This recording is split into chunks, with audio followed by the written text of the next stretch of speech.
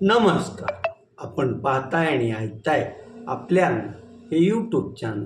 मी गणेश तुकाराम शिंदे आपणा सर्वांचं आपल्या या यूट्यूब चॅनलवर स्वागत करत आहे. एप्रिल महिन्यात मतदान होऊन मेच्या 4 तारखेला निकाल लागलेल्या तामिळनाडू, पश्चिम बंगाल, असम, केरळ आणि पुदुचेरी या 5 राज्यापैकी पश्चिम बंगाल आणि तामिळनाडूच्या मुख्यमंत्र्यांनी आपली शपथ घेऊन आपला राज्यकारभार सुरू केलेला आहे. आज या 5 पैकी तिसरं राज्य असलेल्या आसामच्या मुख्यमंत्रीपदी तिसऱ्या वेळी हेमंत बिस्वा शर्मा यांची भाजपच्या विधिमंडळ सदस्यांनी निवड केली असून आज सकाळी साधारण 11:40च्या दरम्यान गुवाहाटी येथील एका विस्तीर्ण प्रशस्त अशा मैदानावर हेमंत बिस्वा शर्मा आसामचे 17व्या मुख्यमंत्रीपदाची शपथ घेतील. तसं हेमंत बिस्वा शर्मा यांची राजकीय कारकीर्द 2001 पासून काँग्रेसच्या माध्यमातून सुरू झाली होती. काँग्रेसकडून ते आमदार म्हणून निवडून आले आणि तत्कालीन मुख्यमंत्री तरुण गोगोई यांच्या नेतृत्वाखालील मंत्रिमंडळात विविध खात्याच्या मंत्रिपदाची त्यांनी जबाबदारी सांभाळली होती. 2015ला विद्यमान लोकसभा विरोधी पक्षनेते राहुल गांधी यांच्या मतभेद झाल्यामुळे हेमंत बिस्वा शर्मा यांनी काँग्रेस सोडली. त्यांनी भाजपत प्रवेश केला. 2016ला ज्यावेळेस आसाम विधानसभेच्या निवडणुका पार पडल्या त्यावेळेस हेमंत बिस्वा शर्मा यांनी घेतलेल्या परिश्रमामुळे आसाममध्ये भाजपला अच्छे दिन आले. त्यामुळंच मग भाजप हायकमांडनं मुख्यमंत्रीपदासाठी दुसऱ्या पक्षातून आयात केलेल्या या हेमंत बिस्वा शर्मा यांना मुख्यमंत्रीपद म्हणून संधी दिली. हेमंत बिस्वा शर्मा यांनी 2016मध्ये पहिल्या वेळेस ते आसाम राज्याचे मुख्यमंत्री झाले. त्यानंतर 2021लाही त्यांच्या नेतृत्वाखाली भाजपला आसाम विधानसभेत घवघवीत यश मिळालं आणि परत भाजप हायकमांडनं हेमंत बिस्वा शर्मा यांना मुख्यमंत्रीपदाची संधी दिली आणि आता 2026च्या निवडणुकीत पण अपेक्षेपेक्षा चांगलं यश भाजपला आसाम राज्यात मिळालं असून त्याचंच फळ म्हणून तिसऱ्या वेळी हेमंत बिस्वा शर्मा यांना भाजपचे मुख्यमंत्रीपदाची संधी दिलेली आहे.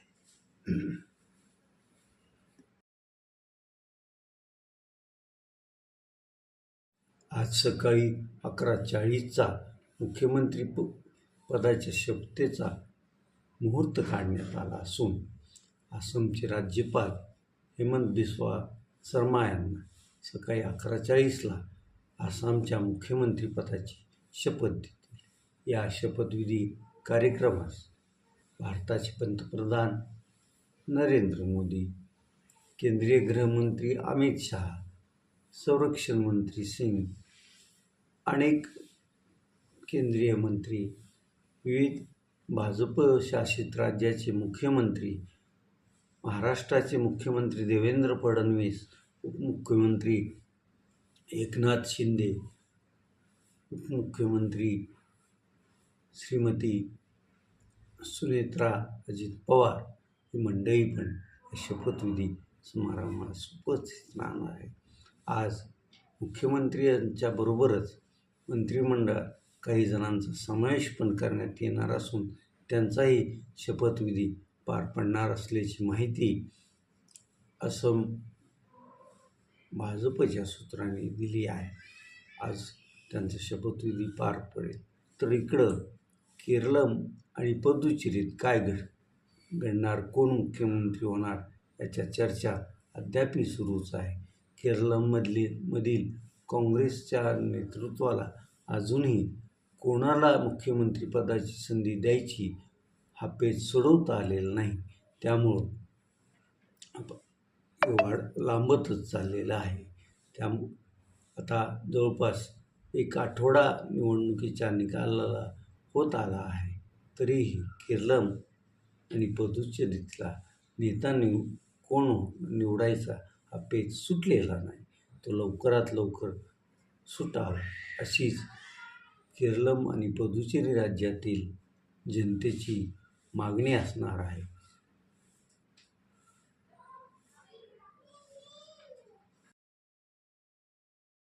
देशासमोर आर्थिक संकट आहे असं पंतप्रधान म्हणतात आणि त्याचा अनुभव धाराशिव जिल्ह्यातील लोकांना अनुभवायला मिळतो. कारण अनेक बँकाची जी धाराशिव शहरात ATM आहेत, त्या ATMमध्ये असंख्य ATMचे एकतर शटर खाली ओढण्यात आलेले आहेत किंवा उघडे असून पण त्यात रक्कम नसल्याचंच मेसेज येतो आहे. त्यामुळं नागरिक परेशान झालेले आहे. हे का घडतं आहे, कशामुळं घडलं आहे याचं उत्तर जिल्हा प्रशासनानं किंवा बँकेच्या कोणी जी अग्रणी बँक आहे त्यांनी दिलेलं नाही. पण धाराशिव जिल्ह्याला जिथून चलन पुरवठा होतो तिथूनच चलन पुरवठा योग्य प्रमाणात होत नसल्याचं कळतं आहे. त्यामुळं भर उन्हात धाराशिवकर एका ATMहून दुसऱ्या ATMवर, दुसऱ्याहून तिसऱ्या ATMवर चक्रा मारण्यात त्याचा वेळ घालवत आहे असं दिसतंय. त्यामुळं आता ही आर्थिक कोंडी कधी आणि कशी फुटणार हाही प्रश्नच आहे.